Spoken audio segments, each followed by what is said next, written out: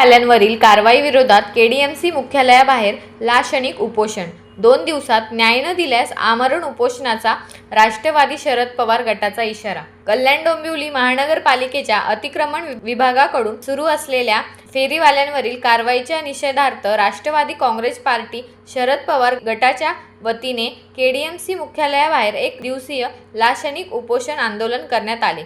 डोंबिवली शहराध्यक्ष भालचंद्र पाटील यांच्या नेतृत्वाखाली झालेल्या या आंदोलनात मोठ्या संख्येने पथविक्रेते सहभागी झाले होते.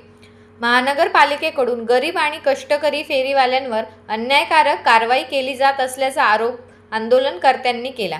येत्या 2 दिवसात आयुक्तांनी फेरीवाल्यांना न्याय दिला नाही तर बेमुदत आमरण उपोषण सुरू करण्यात येईल असा इशारा भालचंद्र पाटील यांनी केला.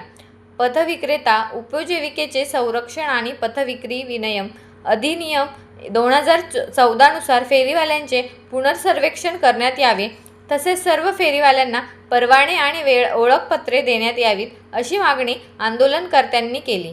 शहरातील बेकायदेशीर आठवडा बाजार तत्काळ बंद करावेत, टाऊन वेटिंग कमिटी सक्रिय करावी, PM स्वनिधी योजनेची प्रभावी अंमलबजावणी करावी, तसेच कारवाई दरम्यान जप्त करण्यात येणाऱ्या नाशवंत मालाचा पंचनामा करून तो तत्काळ परत द्यावा, अशा विविध मागण्या आंदोलनकर्त्यांनी प्रशासनाकडे केल्या आहेत.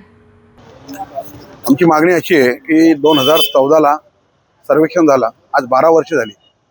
सुप्रीम कोर्ट हायकोर्टाचे आदेश आहेत की फेरीवाल्यांचा तात्काळ पुनर्वसन करा, टाऊन वेंडिंग कमिटी TVC स्थापन करा, फेरीवाला क्षेत्र निश्चित करा आणि फेरीवाल्यांना तात्काळ प्रमाणपत्र आणि परवाने द्या.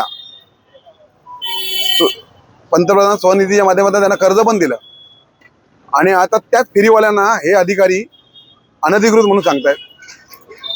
त्यांचा माल जप्त करताना पंचनामा करत नाही. तो माल त्यांच्या काही कर्मचारी आहेत, पथक प्रमुख आहेत, त्यांच्या माध्यमातून ते इतर शहरातील व्यापाऱ्यांना अर्ध्या किमतीत विकतात. हा किती मोठा भ्रष्टाचार हे लोक सुरू केलेला आहे. फेरीवाला क्षेत्रामध्ये त्यांच्या मर्जीत त्यांना जे पैसे हप्ते देतात त्यांनाच फक्त फेरीवाला क्षेत्रात बसून दिलं जातं.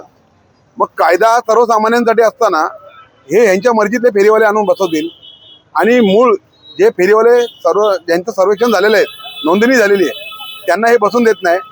आज 3 महिने झाले लोकांची उपासमार चालू आहे. मुलांच्या शाळेची फी भरायला पैसे नाही. काही लोक आत्महत्येचा विचार करतायत. मग ह्याची जबाबदारी महापालिका आयुक्त घेत नाही. महापालिका आयुक्तांना भेटायला गेलो, महापालिका आयुक्त बिल्डर, कॉन्ट्रॅक्टर आणि राजकीय नेते, सत्ताधारी नेते यांना सोडून कोणाला भेटत नाही.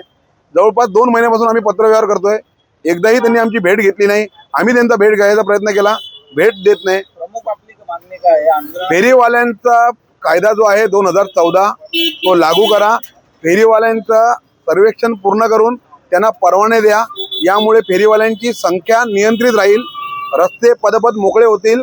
फेरीवाल्यांना, भाजी विक्रेत्यांना, पथविक्रेत्यांना अधिकृत त्यांना व्यवसायाची जागा मिळेल.